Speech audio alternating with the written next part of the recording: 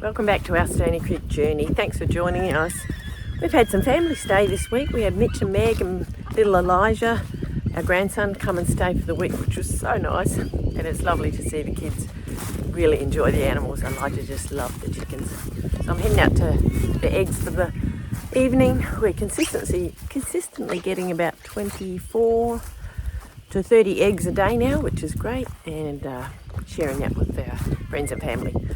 So this week's update, we've got Robert pulled down a bit of an old fence that had been bugging him for a while that we need to get out so we can put the cattle and the sheep in the long paddock. And did some work on the asparagus patch. So we'll show you a little bit of this week's journey. So this is today's haul of eggs, and I haven't counted them yet, but we're getting some beautiful colours coming through now, and a few darker ones, which is nice. I was hoping to get a few more dark ones, but some lovely olives, some pretty blues, and then just some sort of greeny ones, and then a lot of your sort of just normal coloured eggs. We've got, that's a really nice olive one, a little pullet, so when they start laying they're often quite small. So this is my quality control basket, a double yoker, but when they've just started laying they're quite small, so we keep those. And I generally sell a few to some friends, work colleagues and bits and pieces. We've got one of the stamps from New South Wales, so we are allowed to do that, which is good because there's only so many eggs you can have. That one was on the ground, so clearly she didn't know where to have that. But some really nice mixes. These blue ones, they're my favourite. So eggs are in business. I'm down working in the asparagus patch because we've got asparaguses that have come up. We are the 24th of August, we're a week out from spring, but our asparaguses think it's mid-spring because they're coming up. Plants don't know the dates and the seasons. They come up when the conditions are right. I'll show you what I'm trying to do to combat the frost. We're still getting frost, so some of our days are warm and the asparagus think that's lovely, we'll pop up, but then they just get killed off by the frost. So I'll show you what I'm doing. I purchased this year a couple of heavier duty frost cloths. Just the weave is a lot thicker, and I put them on a couple of weeks ago, but what was happening is the cloth was still squashing the asparagus. So I've just fashioned these wires, and you can see some little asparagus under there, and hopefully that will mean that the tops won't be squashed as much.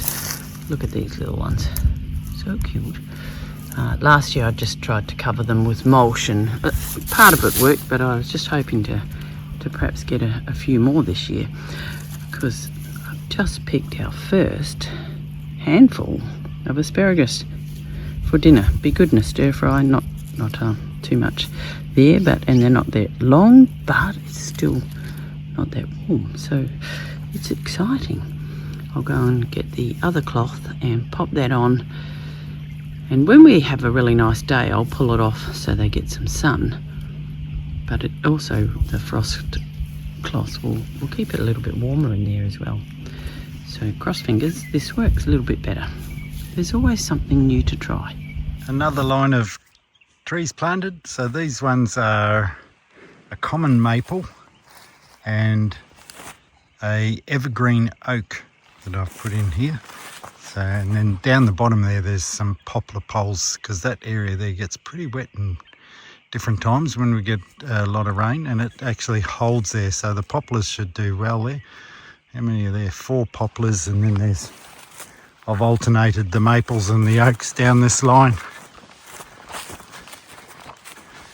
So we'll see what they look like. It's time to finish pulling down this fence line, the old fence line. I started back up there where the side-by-side is. This is the last section to pull out. It's just over a kilometre and a half long that we've pulled out. We've renewed it Last year sometime we put in the new fence line, but this is my least favourite job, and it's a tangled mess of old fencing wire and posts. And I'm on the last leg. I've just got the last little bits to do down to the yards. This bit here around the tree is going to be a pain because it's got a lot of prickly bushes in there.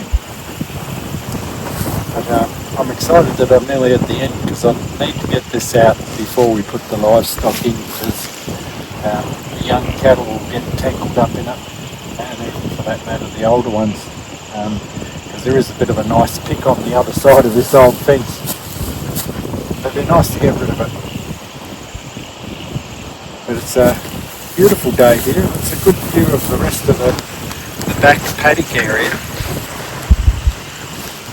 As you can see, it's starting to green up, and we're starting to get some warmer weather, and we're getting a bit of growth coming through, so it won't be long before I can start rotating the animals through the pasture.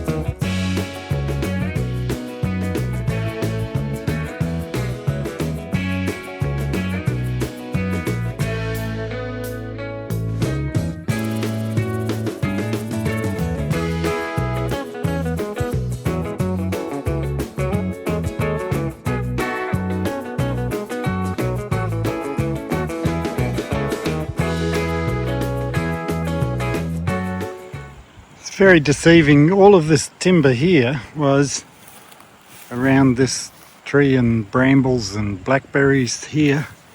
It's taken me about an hour just to clean up this little section from that post through to this tree.